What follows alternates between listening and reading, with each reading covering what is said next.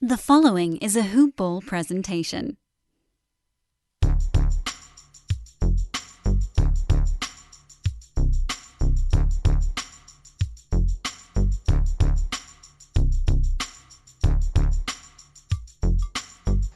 Hello and welcome to the Hoop Ball NBA DFS Today podcast. Today is Saturday, November 9th, and we are going to be reviewing the NBA card for Sunday, November 10th. We have a very good looking card here on Sunday of 8 games, 7 on the main slate.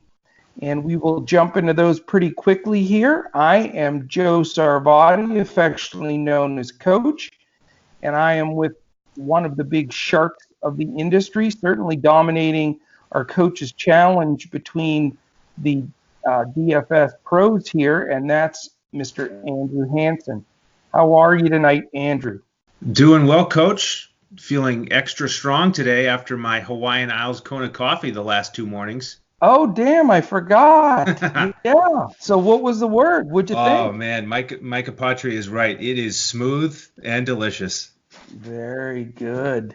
Yeah, we were wondering if you were all keyed up last night. We figured you're probably all caffeined up and up late watching the game. So you know it. I'm glad you got the stuff, though. That's great, dude. Very good. Well, listen, we're as normal, we're coming to you in the evening before the slate. So Saturday night, I'm pretty fired up. I put up some big 361.75 points on fantasy draft. That's I think my personal high or second highest score ever. So that's not too shabby. Well, that's legit. That is up in the stratosphere. And of course, that was what I was thinking today. I listened to the show from last night, but I knew I couldn't play today because of my schedule. So I was thinking, of course, this is going to be the day that the picks really hit, and this is the one day I can't play. But that's the way it goes. But yeah, glad you had such a huge score. That's terrific. I appreciate it. I screwed up too because I'm happy. Anytime you make money and have a really positive day, it's great. But I ended up just playing head-to-heads on fantasy draft. I didn't get in the GPP, and I would have taken it down.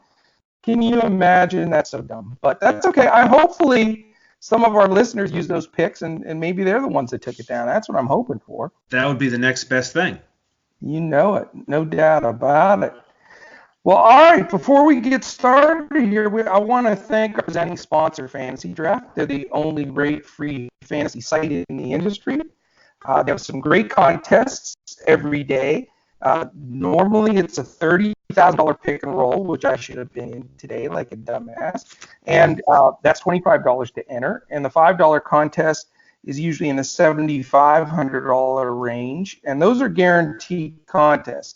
Now, those amounts vary from day to day. I think Sunday they dip a little because there's so many NFS or DFS NFL players. So, keep an eye on those. But they are rake-free, and as is every contest on Fantasy Draft. So take advantage of that. Go to fantasydraft.com, sign up with the promo code HoopBall, get your 7 days free membership and up to $1,000 in rake-free to start out and start raking it in, man. I'm loving my day so far. I'll be going after it tomorrow with a smart approach. I know, Mike Patry and I talked a lot preseason about bankroll management, not getting overexcited and playing too much or chasing, losing bets on playing too much. If you play 10 or 15% of your overall bankroll, you're doing fine. You're managing it. You're building it. That's the way to do it. But we thank our sponsor, Fantasy Draft, and we certainly encourage you to play there. It's like you can build some great lineups. Like tonight I had Luka and Harden in there, and it's a lot of fun when you can mix and match. One time I played 5 centers. That was really cool. So you can do all kinds of fun stuff on there. Also, some of our additional sponsors that I also want to mention here as well. Manscaped.com. Go there, put in the promo code HoopBall, free shipping and 20% off your order. Also, for your big NFL bets tomorrow, mybookie.ag. Go there, use the promo code today, and you get 100% match on your deposit. You can't beat that. And then, as Andrew alluded to, the Smooth Hawaiian Isles Kona Coffee Company, our original sponsor here at Hoop Ball. So that is it, man. Let's jump into this because I am anxious to get this going. I love this slate tomorrow. We have this one lone game, and as Micah Patry and I talked about yesterday, our goal is through the preseason, through the regular season, and through the playoffs, we are not going to miss one single game. That's our goal for the season. And so when we do touch on these games that stand alone, like this, there's a 3:30 Eastern game tomorrow, Denver and Minnesota, and most sites will have this game standalone, where you play the captain and then 4 other or 5 other, depending on the site, players. So we're always going to touch those games, and then the main slate will be our focus, and that tomorrow is 7 games. So let's start off with that Nuggets Timberwolves afternoon game, and go for it, man. Jump in head first. What do you got, Andrew? Well, for a showdown slate here, let's start with Denver, and I'm going to start my lineups with Murray and Jokic. Murray came out with 50 fantasy points last time out against the Sixers. He was due, man. He was. And Jokic is finally picking it up too. I mean, he still looks sluggish. He looks like he's mad at the world out there. He just looks like he's grumpy. I don't know what is going on with him, but he finally put up some decent numbers. And we're just talking about a 1-game slate here. So if you don't make him the captain, you can fit him in and still get a lot of the other top players in this game. So I would probably start with Murray as my captain and pair him with Jokic. I mean, those two have such a high correlation. They love to run the pick and roll with each other. So I'm going to start with those two guys. Then I'm going to turn my focus to the Timberwolves to try to build out my lineup. And the question is, can you get Cat in there? I probably will start a build without Cat. I watched a lot of that game with Minnesota and Golden State. It was an explosive game, fun to watch. Yeah. But Cat, Wiggins outshot Cat 33-17. I know, that's unbelievable. That is monstrous. I mean, Wiggins looks like a much different guy this year. He does. It's hard to say it. It's hard to adjust to, but he's more aggressive. He's taking more shots. I mean, down the stretch and in overtime in that game, he wanted the ball and he was calling for it. He was telling Cat to come set a pick for him, and then he was just doing his thing. Yeah. There was even a play where late in the game or in overtime, I can't remember which, Wiggins had the ball at the top of the key, and it looked to me like the smart play would have been to pass to Cat for a 3, but he looked him off and passed it to the other wing. I think it was Covington. So if Wiggins isn't even going to play through Cat primarily, then I'm going to fade Cat in this type of a contest and go with Wiggins and Covington and then fill out my roster from there. I don't blame you, man. And I'll tell you, I'm the first one to dog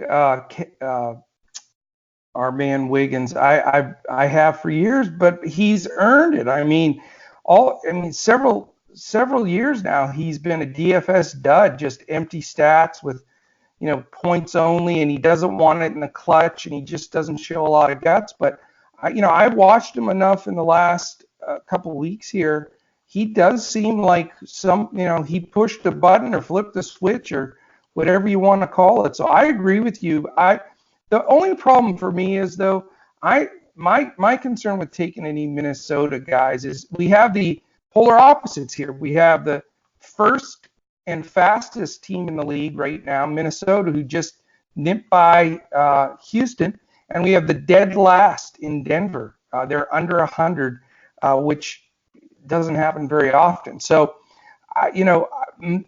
talk about a pace down game for Minnesota. That just scares the heck out of me with focusing on those guys. And it just seems like to me, like the conversation we just had about Wiggins, like every DFS player on earth is having that same conversation, which generally means he's going to be overowned and, so much attention to him that I'm going to fade him for sure. I just don't like that feel of chasing a big game or chasing, and it doesn't always work out with my theory. D'Angelo Russell had another big game tonight, not the career game he had last night, but I used that same philosophy tonight, and it didn't really work with D'Angelo because he played great. So, I'm not saying fade Wiggins.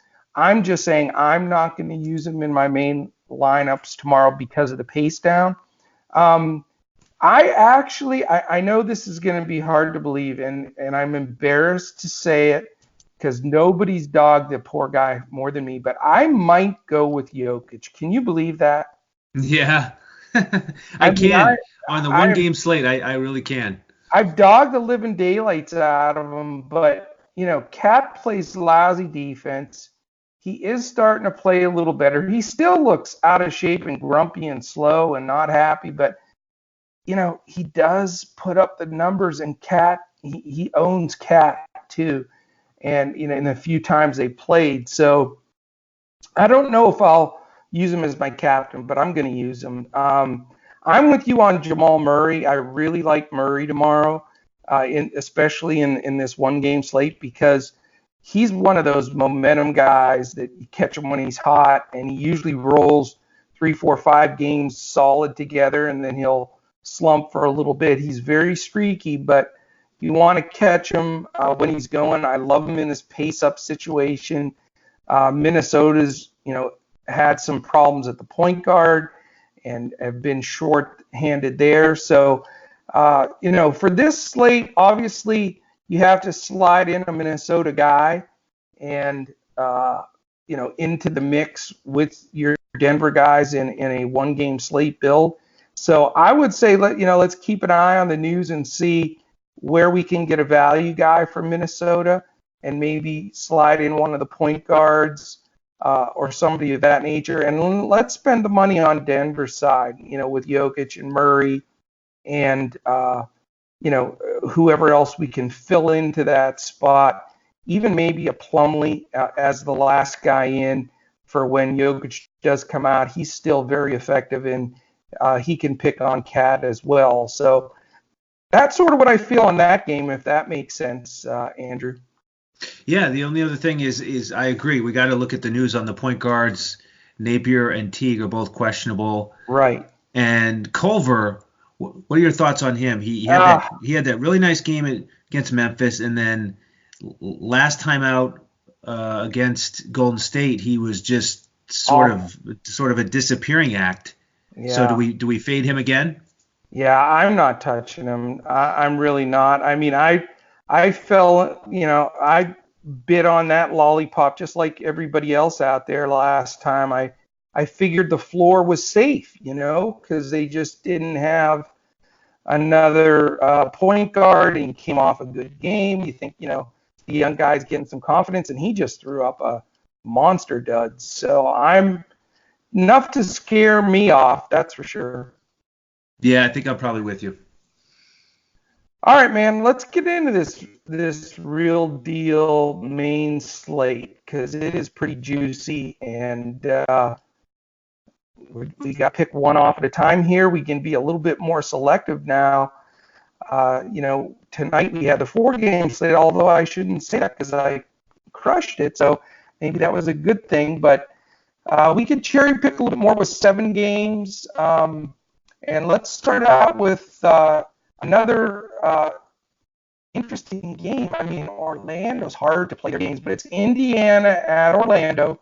It's a 6 p.m. Eastern game. There's 2 6 p.m. Eastern starts that are on the main slate tomorrow. So that's a little weird, but they are on there. And just be assured you don't miss your start time by an hour because it's a little bit different. But we've got that scenario again with Orlando being super duper slow. They, other than Denver, they're the 29th slowest team in the league. So again, you've got a pace down situation for Indiana, and Indiana has been dinged up. They've got guys out in this game left and right as well. There's some questionable stuff here. So, this is going to be a definite game on the Pacers side. But we have to listen to the late news, listen to the information, and put it together from there. But where are you leaning initially in this one? Yeah, I don't have much interest in this game. It is the lowest total on the board. It is. But due to the injuries, I do like Sabonis because Turner has been ruled out. Lamb is out again. Sabonis is dominant. I said I was going to play him over Drummond last time out. That's what I did, and I think that was the smart move. So I'll go with Sabonis again here. I'm going to fade Brogdon due to his price tag and the fact that Aaron Holiday I think it's cutting into his production a little bit. Holiday had 5 assists last time out. Brogdon only had 2. Yeah. So, he's handling the ball. So I'm going to fade Brogdon because of Holiday being in the starting lineup, not to mention this low total. And then on the Orlando side, I'm going to go with Isaac again. I played him after that big game in Dallas. 5x5, yeah. Yep. And he hit value again. So I'll play him, and then I'm going to fade everybody else for the Magic. I want to mention something about Fultz. Yeah. This is a guy who, he got a triple-double in Philadelphia, and he's a starting point guard, and he's getting 24 minutes or so, but his price tag has been low. So he's had low price tag, high minutes, starting point guard. That's a guy you want to play, but I just can't. He's only taking 7 shots. He's just not doing enough, even though he's got that athleticism. That's the sad thing. Yeah. So I want to play him, but I just can't. So for me in this game, it's really just Sabonis and Isaac. Okay. For me, it's even simpler. I like Aaron Holiday. I've always thought he should be getting minutes. And with Lamb out, I think he's such a great value, and you can plug him in, and then you could, monster upgrade in your salary for your rest of your guys. So he's really the only guy I'm going to play in this game. You got the 25th and 29th pace teams, the lowest over-under on the board. You should steer clear from this game as much as possible because there's just not going to be enough possessions and DFS points available. So, but for me, Holiday's such a value, and they haven't really adjusted the pricing enough on him. And with Lamb out, I think I'm just going to go after that again because he's been producing, and I've always thought he had the talent. I just think he needed the opportunity. Yeah, and for our listeners who are newer to the program, Coach primarily focuses on cash game plays. Mike and I focus a little bit more on tournament plays. And I think Holiday is more of a cash game play, personally. Correct. He's more of a consistent guy. He's not typically going to pop off 35 fantasy points. So for his low price, I certainly support him as a cash game play. I just don't like him that much for tournaments. Yeah, and that's a great point. I'm glad you brought that up because it really, how you build your lineup is really, depends on the type of contest that you get into. And for the most part, like Andrew said, I play head-to-heads, 3 and 5 gamers, or 3 and 5 teamers, 50-50s, and then some single entry. I don't generally enter the big GPPs or anything like that. So my build is going to be based on a little bit more sound, a little bit more higher floors that I know that I'm going to be able to carry my cash games. Whereas I think, why it's always a good bumper for us on this show is Mike and Andrew will look more at the GPP side of things and try to target some of those high ceiling guys that can take down one of the big ones. So very good point, man. All right, let's move on to the next game. Certainly a better game than this one for sure. And it's also that weird 6 o'clock time. And it's the Charlotte Hornets, who I just got done watching, played this evening. And they played hard, played a lot of minutes. They're at the Philadelphia 76ers. So I'll let you roll with this, but here I have a big circle on this game that says avoid. That was the note I wrote on my notes, and the reason Okay. I say that is, you know why? I think this is going to be a blowout. Yep. And I know it's hard. You can't really always count on blowouts, or, if you really do, you can get stung bad because sometimes the guys that need to get the points for it to be a blowout are going to do that anyway. But I just, I can't stand watching a game when you're sweating DFS and it's fourth quarter and it's a 25-point game and your guys don't get back in and you just lose 12 minutes of crunch time basketball, or more. So I'm going to avoid this game. And so I'll let you break this out and give us some recommendations. But I'm going to stay true to my gut here that this is going to blow out and I'm not going to play it. Yeah, I mean, that's absolutely my concern too. As I first look over the slate, Sixers are favored by 13, and it's not surprising. They're back at home. Hornets are coming into town on the back-to-back. You mentioned that the guards played big minutes. So I am certainly very wary of playing anyone from this game. The only two things that I'm somewhat interested in are the fact that Neto is starting at point guard now, and the Sixers are pretty solid against guards. Yeah. But we just saw what Jamal Murray did against Neto. I don't think he's very good on either end.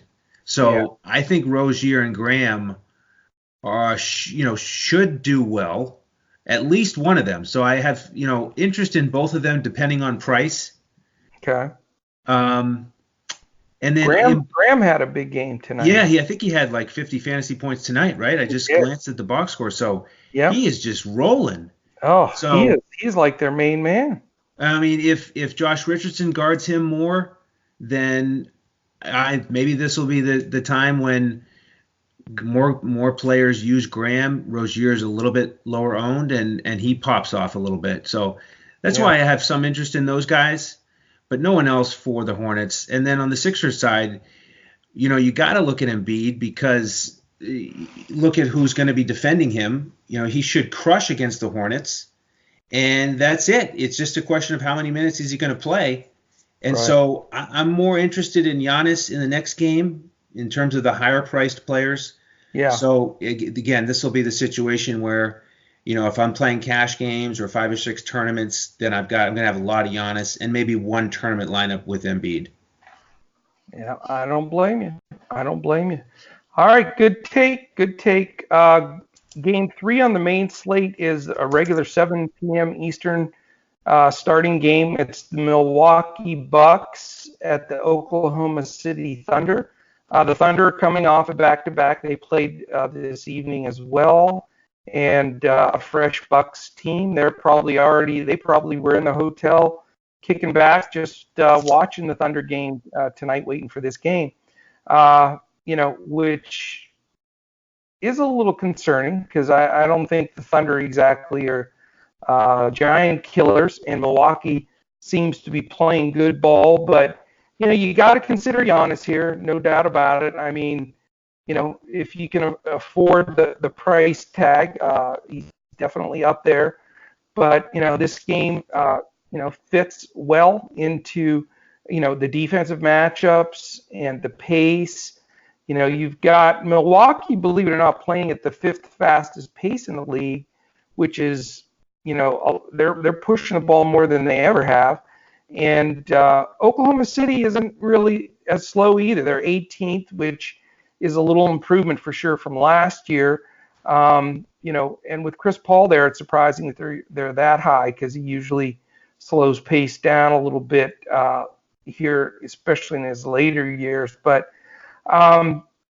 this game has some intrigue beyond Giannis. I mean, the ancillary parts for Milwaukee have been really sound. I mean, Bledsoe's playing good ball, but he's going to get, Chris Paul defense, and he's stingy on D. So, that eliminates him for me. If you can catch Middleton on the right night, he can really help you bring something down. But, there are times when he's, just sort of out there eating minutes and not producing as much. But I like him. his price tag is fair, and I am going to consider him. I like, having the dual bucks. It's worked in the past when I've played a combo of Giannis and Bledsoe or Giannis and Middleton. So it's done well for me. I think they score in bunches, and that first unit when they're together out there does really well. Now, will this game blow out? It's possible, but it's at the Thunder. The Thunder usually are pretty tough playing at home, but it is a back-to-back. So there is just enough sliver of fear for me in there that I don't know if I'll have the courage to stack 2 bucks like that on that side of the ball. But, on the Oklahoma City side, Shea's come down to earth a little bit. They're doubling him a little. He's catching the best defender from the other team a lot. And, you got a lot of other guys chipping in. It seems like Oklahoma is really on a youth movement. You've got Diallo and Baisley and all these young guys starting to take more of a role, Noel as well. And I think, it's just a matter of time that they trade Paul, they trade Adams, and those young guys are going to keep getting a bigger and bigger role. But in that transitional period, to me, Oklahoma City becomes somewhat unplayable, at least for me, because during that transition, you've got the veteran guys still taking up enough minutes and usage, but not enough to pay value. And the younger guys, doing better and better. I know Diallo's the big sweetheart for everybody right now, and some of these other guys, but they're not quite there yet. So I'm on a slate like this, when we have this many games to choose from, I'm going to steer clear of Oklahoma City and target Giannis and maybe a second buck, depending on how my build looks. I'm with you. Good takes. I'm going to pass on the Thunder for a lot of the reasons you mentioned. Also, just the fact that I like some of the guards later in the slate. So where I might have some interest in somebody like Chris Paul or Shea, I'm gonna fade those guys because of some of the later guards like Young and Booker or Kyrie, those guys. So my only interest is Giannis, and it's funny that you talked about pairing him up with somebody, because I usually like to pair up 2 guys, go for a correlation. Yeah. But I really just like Giannis by himself in this game. I'm looking over the Thunder starting lineup, and I'm just trying to envision who is going to guard him. No, I mean, it's not good. Ferguson, Gallinari. No. I don't think those guys are going to have any chance. I think he's going to be able to go wherever he wants to go, back people down, shoot threes if he wants. I think he's just going to absolutely dominate this game. And, I agree. They need to trade for Grant back from Denver just for this game. Right. Yeah, so for me, it's Giannis all day and probably nobody else from this game. Very good, man. We are smoking through here. See, I told you it's Apotria, dude. Apotria slows me down. For long shows, and it's, coach is long-winded, and it's Apotria. Nobody listens to me. The poor guy is just slow. All right. Thorn in your side. Yes. Game 4 of 7 and of the main slate. And it's Cleveland and the Knicks. How sad is that game? I mean, that only a DFS player or a true fan of one of those 2 teams would stomach being able to watch that game. That is not going to be a lot of fun. 28th pace for the Knicks and 23rd for the Cavs. 23rd. Wow, yuck. Shit, man. This is just, there a lot of times a game like this, there'll be one guy that stands out or one value guy that you can grab. I know Mitchell Robinson's out, and that just shuffles some things for the Knicks. But listen, I am not on a 7-game main slate going to try to sweat the hell out of trying to root in a Julius Randle or one of these Kevin Loves. It's just you can't really pay up for those guys under the pace of the game. You don't know how it's gonna to sketch out. So I'm gonna pass this game completely. The last games on the slate are much better than these early games. That's for damn sure. Yeah, you're right. The other games certainly are better, but somebody is bound to stand out here. Okay. You mentioned the slow pace, but both of these teams are also terrible at defense. Yes, they are. So, somebody's going to make some headway. And to me, it just comes down to price. And there's three guys I'm interested in this game. So depending on what position you might need a guy at a certain price, I like Tristan Thompson again. He's rolling. We've talked about it. I just like his value compared to Love right now because of his lower price.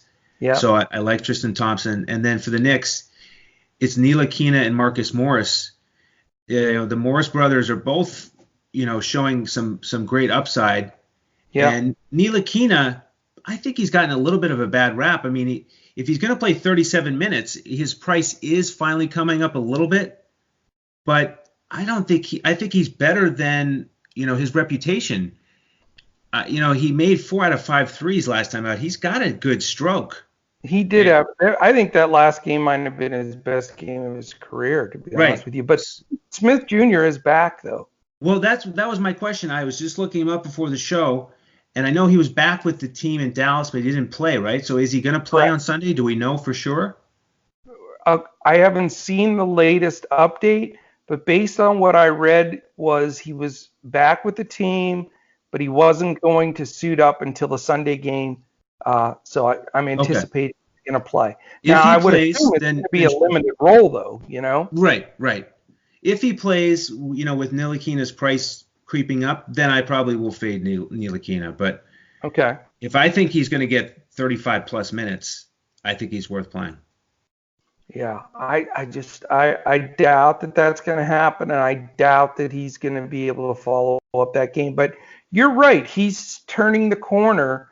All that promise and everybody talking about him being such a bust, he is turning the corner, though. I'll give you that much for sure. So you like Thompson as well, you said, in this game? Yeah, I like Tristan Thompson, Ntilikina, and Marcus Morris, but not all three of them. I'm just saying if you need one guy, those are three guys you can consider depending on your position that you need to fill and what price you have left to pay. And see those, and this just goes back to what we mentioned earlier. This is a perfect example of one of those guys could smash your GPP for you and win it. But to put those guys in my cash lineup when I'm, playing big bucks head to head with somebody, it wouldn't be the smartest move for me. So in my build, I'm not going to grab those guys. But if you pick the right one in the right spot, I get it, if you're trying to take something big down. But and to mention your defensive efficiency rating too, these two teams are in the bottom 8 in the league. So, that gives you some hope that there could be some scoring there, even though the pace is slow. So we will see. Let's move on to the next one. But before we do that, since we're at the midway point, again, we want to thank our sponsor, Fantasy Draft, for making this show possible. We would not be able to bring you 7 days of free content, which I firmly believe is the best DFS free content in the industry. This type of, breaking down of the teams and analysis is usually behind some kind of expensive paywall. But because of Fantasy Draft, we're able to bring this to you every day, and it's free content, growing every day, and we appreciate everybody jumping on. When you do jump on, you can find us when you search for DFS Today or NBA DFS Today, however you look it up when you're searching for a podcast, we're going to pop up there because we're getting a lot of activity. We're going to be, you'll see the picture of the DFS Today emblem on there. And, you can find us on iTunes, Google Play, Stitcher, Podbean, iHeart, Spotify, YouTube, everywhere podcasts are found. And all we ask that you do is take a couple of seconds, click the 5 stars, the likes, the thumbs up. A positive review would also mean a lot. It really keeps the presenting sponsors and our additional sponsors happy. And, those additional sponsors, manscaped.com, mybookie.ag, Hawaiian Isles, Kona Coffee Company, and, of course, our presenting sponsor, Fantasy Draft. So, click those, put some likes. We're getting a lot more comments. Hit us up on Twitter, too. We love questions. We'll be happy to take ideas and feedback to bring into our show each night when we do our show. So hit us up. I'm at Joe Sarvadi, JoeSarvadi. He is at Language Olympic, just as it sounds. And our man Mike is at Mike Apotria, Mikeapotria.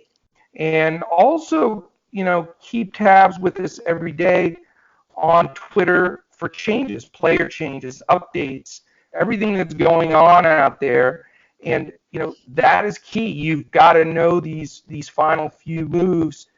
Tonight was a perfect example. I built that big scoring lineup, but with 7 minutes left, I had two key pivots where, it made all the difference in my lineup, but it was because of late player news, and different things. There's always something coming out that, you got to follow. So follow us on Twitter. It's at Hoopball Fantasy is also where everything's going to be posted from our guys, Miles and Andy, and all of the blurbers and everything at hoop-ball.com, or go to hoop-ball.com, hit forums, click on the DFS thread, and again, Miles, Andy, and the team, including myself, I'm on there every day posting all of the player news, and that you got to keep up on. If it's just as important as listening to this show and strategizing your lineup. You got to follow up that next day with all the player moves and changes and updates. And then when you mesh that together, that's where you can create some really good winning lineups. So that's it, my man. Let's hit these final 3 games, and we can call it a night. These games have a little bit more intrigue to me. You've got an 8 o'clock Eastern time, Brooklyn Nets at Phoenix Suns. That should be fun. Absolutely. These next 2 games are my favorite, and this is probably my favorite game on the slate.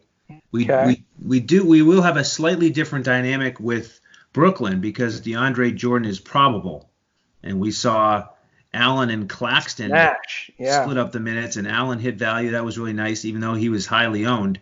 Yeah. He was a great play last night.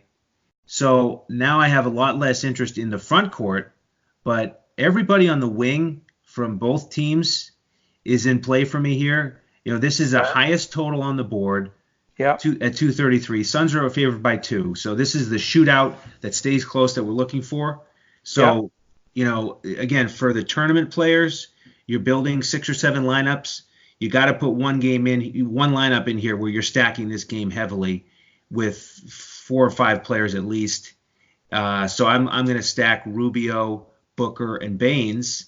Wow. And then on the other side, come back with at least one of the guards, one of the wing players. So I have interest in Kyrie, LeVert, and Dinwiddie. Dinwiddie went off last game. Yeah. So, maybe you try to ride the hot streak there. LeVert, he shot a bunch, had a poor shooting night, but maybe he bounces back. Mm-hmm. I think that's a little bit hard to predict. Those 2 guys, they seem to flip-flop a lot.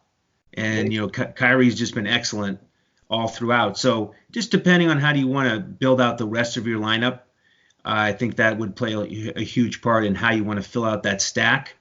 But I just like all of these wing players in this matchup. I love this game as well. It's my favorite game on the slate. You've got 2 top 12 pace teams, 2 teams that aren't as proficient defensively as they could be, and you've got some guys that they're playing some good ball. So recency is also in your favor. I like Karis LeVert. I like Taurean Prince. I like both of those guys in this game. They're not going to cost you an arm and a leg, and they're going to, they smash value very often. I think this matchup is great, a great matchup for them. On the Phoenix side, it's interesting. I looked at Rubio for a while and I thought about it, but I just think on this slate there's enough good point guards. I'm not going to go Rubio, but I do have interest in Booker, and I know he's super expensive. I was off of him last game, and he played pretty well. I just, he's another guy that's somewhat of a streak shooter that can really get hot in stretches, and I just feel one of those stretches coming on. And in the fourth quarter, Brooklyn plays a backcourt of Kyrie and Dinwiddie, and I think Booker can smash those two guys. I don't think they can stay with them. When they put a defensive specialist on them earlier in the game, if they rotate a guy in to check them, maybe they can, squish down some of his usage. But in the crunch time, I think that with those two guys in there, I just think he excels. So I don't mind spending up for Booker, and I've been fading him lately. And so he's my favorite son by a mile. So I'm gonna probably stack up Booker, Prince, and LeVert in this game, and wouldn't blame you if you played a fourth guy. Actually, I just think this is a nice, juicy game that it's gonna be a high-scoring DFS game, no doubt about it. It really is, and we saw what Lillard just did against that Nets backcourt in the fourth quarter. That was an incredible performance. You look at that box score and 60 just pops out at you. Crazy. And oh, by the way, 15 for 15 at the line. Yeah. That guy is in the zone, and he's in the next game, so we'll talk about him. But yeah, I agree. Down the stretch, Booker can have a very similar performance because he'll drive to the rack just like Lillard, and he'll beat you from the 3-point range too. Well, your lead-in was perfect. You got Lillard against Trae Young, who was 72nd out of 73 point guards defensively last year. He's red hot. It's in Portland. But he's probably going to be one of the top two owned guys on the entire slate for that exact reason. So, do you eat the chalk here and stick with Lillard? Or do you try to fade him and bust the slate with somebody else? I'm going to stick with him. Okay. Yep. I mean, on the big slate, I'm going to fade primarily, Embiid, and then we'll get to LeBron and AD. I'm going to fade those guys, and I'm going to pay for Giannis and Lillard. The guy's just in an absolute groove, just dominant. He's playing at an MVP level, so Trae Young is not going to slow him down. And this is the second highest total on the board, so I really like this game as well. Lillard definitely in my lineups. The other guy on the Portland side, if you haven't noticed, you got to take notice of Anthony Simons. He had a great game that last game. He was awesome. Yep. He's 19 years old, dude. It's crazy, and I had him in a tournament at 5% ownership, almost minimum price. He had 26 fantasy points. And the reason I played him is because the night before against the Clippers, Stotts had him out there down the stretch. He had Lillard, McCollum, and Simons.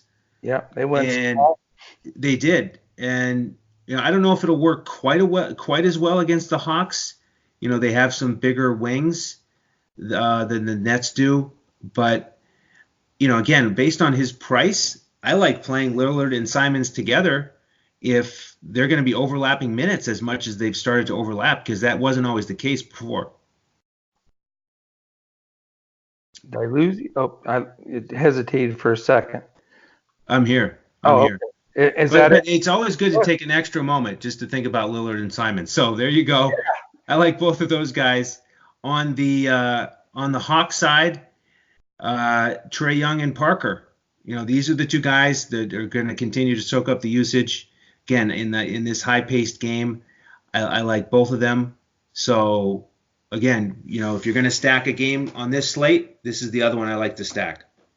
Yeah, I mean, this game's going to get a ton of action. I mean, there's so many juicy pieces here, no doubt about it. But, my lead-in before I'm going to eat the chalk here, and why I pass on Rubio that last game is My point guard on all my teams is going to be Lillard tomorrow. I don't see how you fade him against Trae Young and how well he's playing, and it's a home game.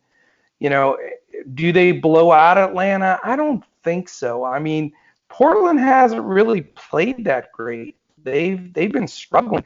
Outside of Lillard and McCollum, they're not that good, really. They're not the team they used to be.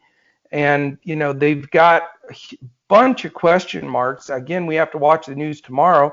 We don't know if Whiteside or Scal or anybody, we don't know who's going to play in the big spots. And as everybody knows, Zach Collins is out for several months. So, it makes it a tough thing to think they would get blown out. So I think you start your build with Lillard and just eat the chalk and take them and take your 50 or 60, hopefully fantasy points minimum, and run with it. I really like Jabari Parker on the other side of the ball. With John Collins' suspension, he's been the main guy that's stepped up. This game just plays right into his. He's a great finisher, plays right into his game. I think he'll put up a big number at a really reasonable price. So those are the two guys I'm going to go to. Trae Young is so expensive now. I have a hard time, when he's up there with Lillard, and it's just like, do you want to bite that bullet? We know his ankle's not 100%, and it just, it gives me enough doubt to fade him. So, I'm gonna definitely go Lillard and Parker in a majority of my lineups. And if a third guy happens to fit in as my last guy in, I wouldn't mind a third guy in this game, because I think it is going to be a good scoring affair with a lot of DFS points available. Yeah, I agree. If I'm only playing two guys from this game, it's Lillard and Jabari Parker. We're on the same page, man. That's great stuff. All right, let's roll right into the final game of the night. It's a 9:30 Eastern game. It is the Toronto Raptors at the Los Angeles Lakers. Everything's going the Lakers' way. They're 7-1. They're on a roll. The Raptors just had devastating news. They're 6-2, playing like champions, but they've lost Lowry to a broken thumb, and they've lost Ibaka indefinitely with a pretty bad injury as well. Those are two humongous, cogs out of their wheel. That's going to really be tough. And with those circumstances, it's Van Vliet and Siakam, or Van Vliet and Siakam are going to have to carry them. Now, my concern with Van Vliet is, LA has some shutdown guards with Bradley and Green. So I just don't think he's going to breathe in this game. So I'm going to not go his direction. I think out of the fact that with Lowry and Ibaka out of there now, Siakam's usage was high as it was. It's now through the roof. So I think Siakam is the other big pay up guy that I really like, in a late night hammer game, with Lillard in the other game and Siakam in this game. So he's going to be the only Raptor that I play for sure.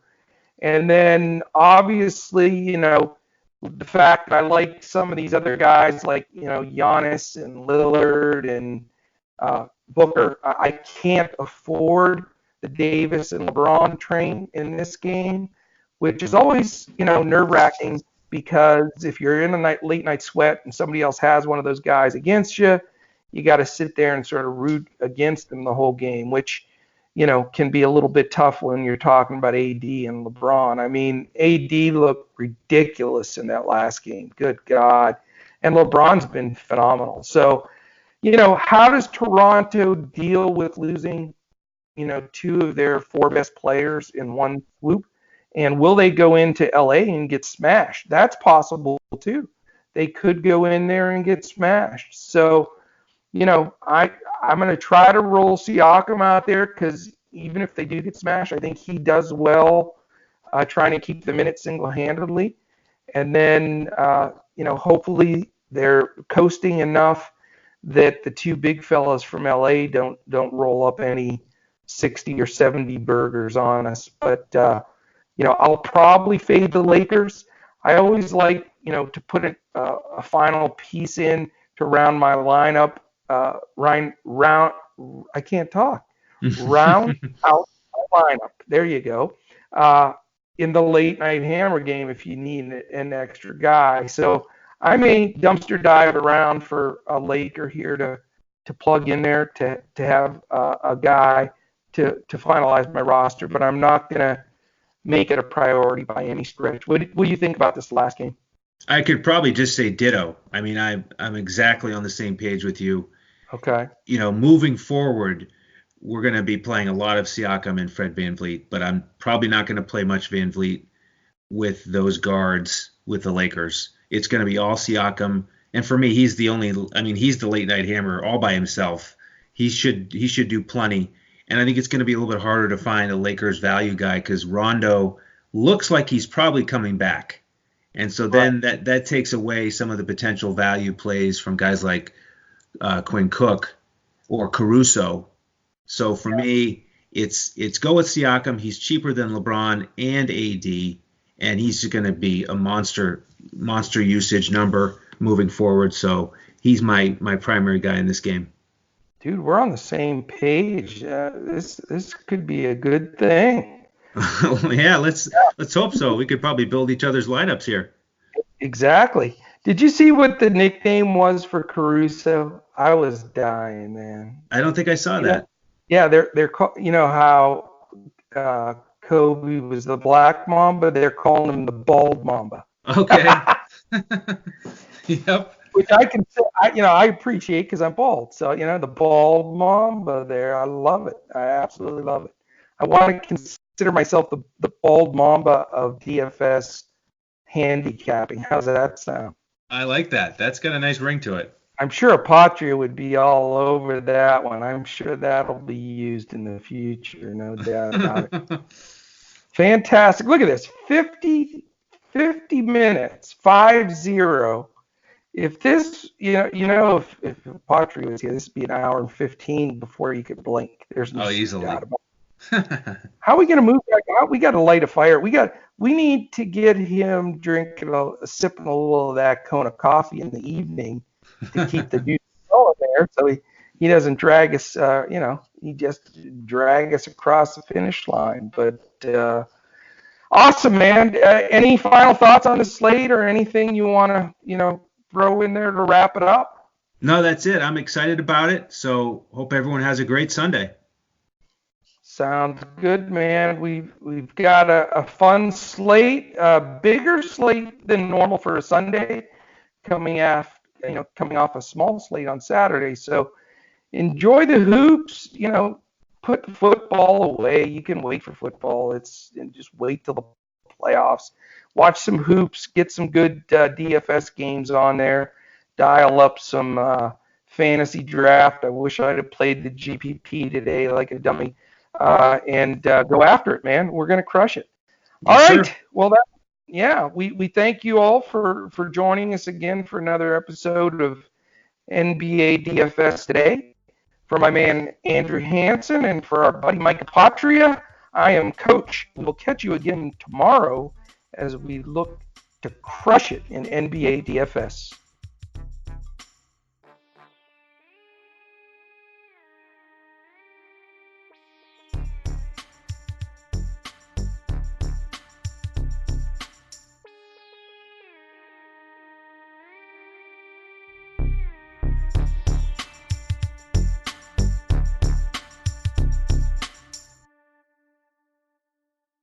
This has been a Hoop Ball presentation.